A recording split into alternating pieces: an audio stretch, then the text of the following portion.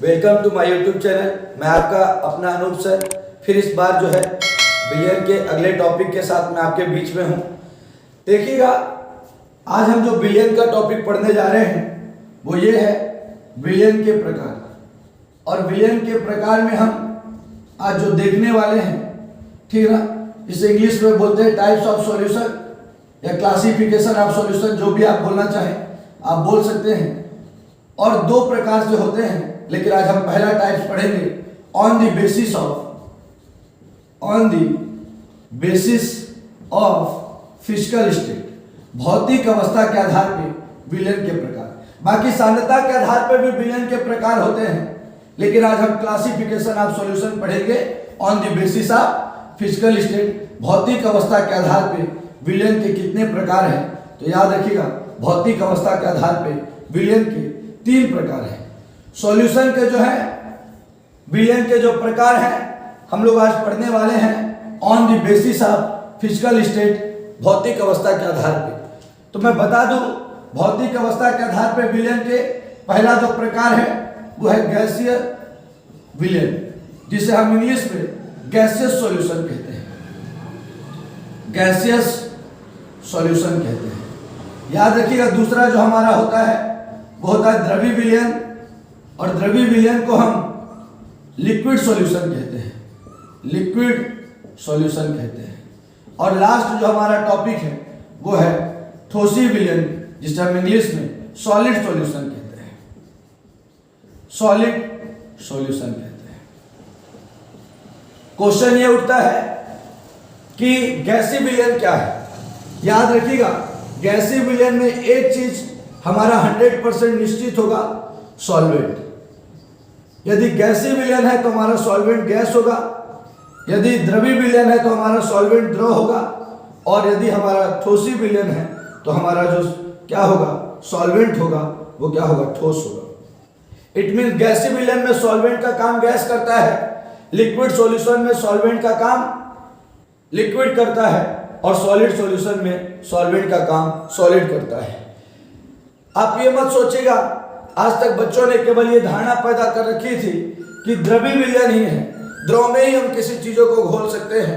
आज हम आपको बता दें, गैसीय विलयन भी होता है, गैसियस सॉल्यूशन भी होता है, लिक्विड सॉल्यूशन भी होता है, और सॉलिड सॉल्यूशन भी होता है।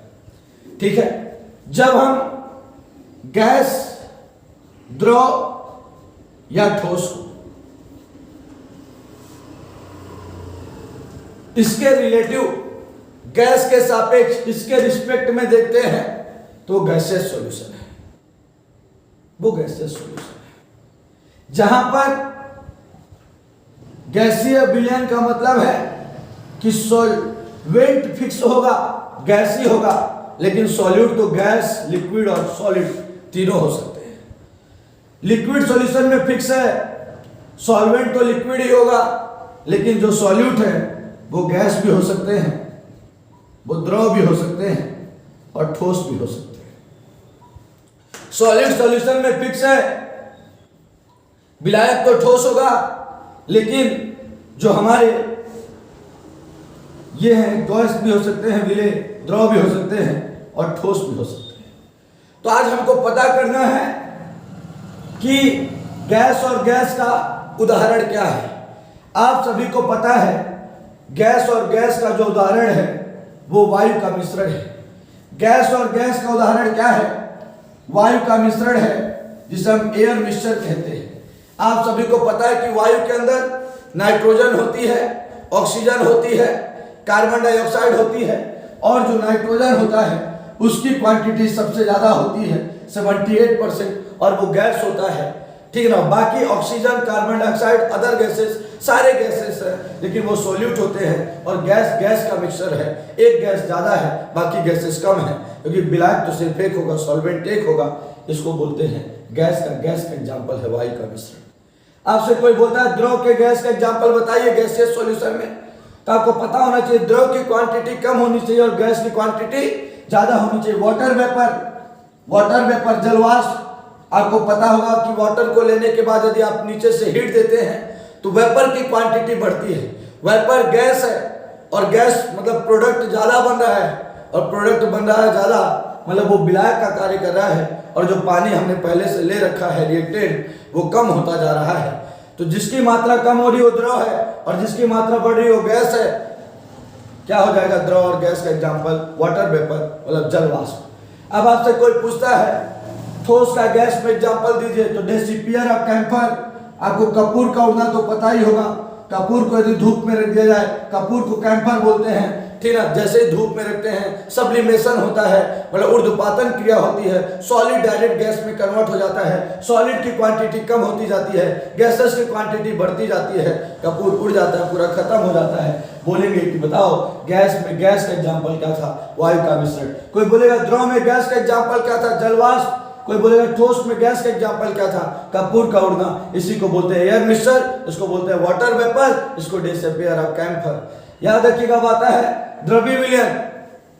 द्रव्य विलयन मतलब लिक्विड सॉल्यूशन, जिसमें सॉल्वेंट का काम लिक्विड करेगा, बाकी सॉल्यूट का काम गैस, लिक्विड और सॉलिड तीनों कर सकते हैं। आपसे बोलेगा गैस का द्रव में एग्जांपल बताइए, सोडा वाटर। कोल्ड ड्रिंक्स तो पिया ही होगा, याद रखिएगा। कोल्ड ड्रिंक्स में जो लिक्विड की क्वांटिटी होती है वो ज्यादा होती है, जबकि उसमें भरा हुआ जो CO2 गैस होता है वो कम होता है। और जब लिक्विड की क्वांटिटी ज्यादा हो, गैस की क्वांटिटी कम हो, ऐसे विलयन को हम द्रव्य विलयन कहते हैं। और कैसा द्रव्य विलयन? गैस में द्रव का विलयन होता है। आपको बोलना है द्रव का द्रव में विलयन बताइए, तो जो द्रव का द्रव में विलयन होगा तो आपको पता होगा एल्कोहल का जल में विलयन। एल्कोहल भी लिक्विड होता है और जल भी लिक्विड होता है, और जब दोनों को आपस में मिला देते हैं, एक द्रव की मात्रा ज्यादा कर दीजिए, एक द्रव की मात्रा कम कर दीजिए, जिसकी ज्यादा कर देंगे वो विलायक और जिसकी कम कर देंगे वो विलेय, मतलब सॉल्वेंट और सॉल्यूट का काम करने लगेंगे। मतलब द्रव का द्रव में जो विलयन है वो क्या है? एल्कोहल का जल में विलयन है। अब बोलेंगे ठोस का द्रव में विलयन। द्रव्य विलयन पड़ रहा है, द्रव की मात्रा अधिक होनी चाहिए, ठोस की मात्रा कम। आपको पता है शक्कर ठोस होता है, उसको जल में मिला दिया जाए, जल द्रव होता है। जब शक्कर को जल में मिला देते हैं तो ठोस का द्रव में विलयन हो जाता है। याद रखिएगा। यदि कोई आपसे बोलता है द्रव्य विलयन में गैस का द्रव में एग्जाम्पल क्या है, तो सोडा वाटर है। द्रव का द्रव में एग्जाम्पल क्या है, तो एल्कोहल का जल में विलयन है। यदि कोई आपसे बोलता है कि ठोस का द्रव में एग्जाम्पल क्या है, तो शक्कर का जल में विलयन है। लास्ट हम आते हैं सॉलिड सॉल्यूशन में। सॉलिड सॉल्यूशन क्या है, तो याद रखिएगा। सॉलिड सॉल्यूशन जब गैस, द्रव एवं ठोस को ठोस में अनियमित रूप से मिश्रित कर दिया जाता है, तो जो विलयन प्राप्त होता है उसे हम अनियमित रूप से, इसलिए हम बोल रहे हैं कि आपको पता होगा ठोस का ठोस में एग्जाम्पल तो बहुत लोग को याद होगा, सबसे लास्ट वाले को बता रहा हूं। ठोस का एग्जाम्पल मिश्र धातु, एलॉय तो पढ़ा ही होगा। मिश्र धातु, एलॉय तो पढ़ा ही होगा। एलॉय मतलब होता है जब दो धातुओं को आपस में मिश्रित, दो मेटल को आपस में मिला दिया जाता है। बताओ, पहले एक मेटल को पिघला लेते हैं, मेल्ट कर लेते हैं, दूसरे मेटल को मेल्ट कर लेते हैं, दोनों को आपस में मिक्सअप कर देते हैं। एक मेटल की क्वांटिटी ज्यादा होती है, दूसरे मेटल की, अपने 10th क्लास में पढ़ा होगा कि कॉपर को इतने परसेंट, टीन को इतने परसेंट मिला दिया जब ब्रांस बन जाता है। कहाँ से बन जाता है? गन मेटल ऐसे बनता है, ये चीज ऐसे, पीतल ऐसे बनता है। ये सारी चीजों का आपने स्टडी की होगी। याद रखिएगा वो मिश्र धातु है। यहाँ तक कि जो आप गोल्ड पहनते हैं, आज गोल्ड में भी कुछ क्वांटिटी अलग मेटल की मिलाई जाती है, नहीं तो गोल्ड मोल्ड नहीं होगा। 24 कैरेट का सोना हमारे पास नहीं होता। याद रखिएगा कि ठोस में ठोस का विलय मिश्र धातु हो जाएगा। ठीक है, ये तो आपने पढ़ा होगा, लेकिन हम शुरुआत गैस और ठोस से करते हैं।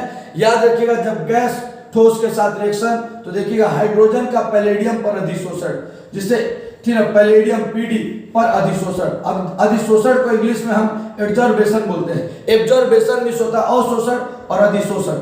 देखिए दोनों में अंतर क्या है। इंग्लिश में तो एब्जर्ब और एग्जर्ब होता है। जब हम किसी मिट्टी के या ढेला बोल सकते हैं, उसमें यदि पानी डालते हैं तो वो क्या कर लेता है, पूरे अंदर तक पानी चला जाता है। ये अवशोषण है।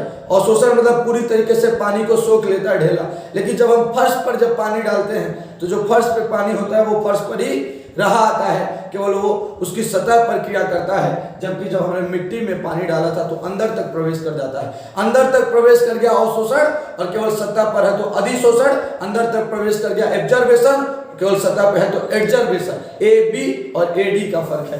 याद रखिएगा, हाइड्रोजन का पैलेडियम पर अधिशोषण। हाइड्रोजन एक गैस है, पैलेडियम एक मेटल है, ठोस होता है, उसके ऊपर हाइड्रोजन रिएक्ट कर लेता है, उसी को बोलते हैं हाइड्रोजन का पैलेडियम पर अधिशोषण। अधिशोषण मतलब केवल सतह पर क्या करता है, गैस अंदर तो जा नहीं सकता सॉलिड। याद रखिएगा, जो जंग लग जाता है ऑक्सीजन और मॉइस्चर के प्रेजेंस में लोहे पर, तो ऐसे ही तो खराब होती है सतह। याद रखिएगा, आप द्रव का ठोस में, द्रव का ठोस में बताना है। आप सभी को पता होगा सारे धातु ठोस अवस्था में होती हैं। एक धातु ऐसा है जिंक, जो कि द्रव अवस्था में होता है। सॉरी, जिंक मैंने कह दिया, मरकरी एक ऐसा ठोस है जो द्रव अवस्था में होता है, जिसे पारा भी कहते हैं। मरकरी और जिंक को आपस में मिला दीजिए तो मरकरी हमारा क्या है, लिक्विड स्टेट में है, जबकि हमारा जो जिंक है वो क्या है, सॉलिड स्टेट में है। और द्रव और ठोस का मिश्रण ये हो जाएगा मरकरी प्लस जिंक का मिक्सचर। अब ठोस का ठोस में तो आपको मैंने बता दिया है, मिश्र धातु। इस प्रकार से आज हमने विलयन का प्रकार पढ़ा है। और विलयन का प्रकार किसके आधार में पढ़ा, on the basis of physical state, भौतिक अवस्था के आधार पर विलयन के 3 प्रकार हैं, गैसीय विलयन, द्रवीय विलयन, ठोसी विलयन। जब गैस द्रव एवं ठोस को गैस में मिश्रित कर देते हैं तो गैसीय विलयन, जब गैस द्रव एवं ठोस को द्रव में मिश्रित कर देते हैं तो द्रवीय विलयन, जब गैस द्रव एवं ठोस को ठोस में अनियमित रूप से मिश्रित कर देते हैं तो कौन सा विलयन कहलाता है, ठोसी विलयन कहलाता है। और ये इसकी एग्जांपल है। बहुत बहुत धन्यवाद।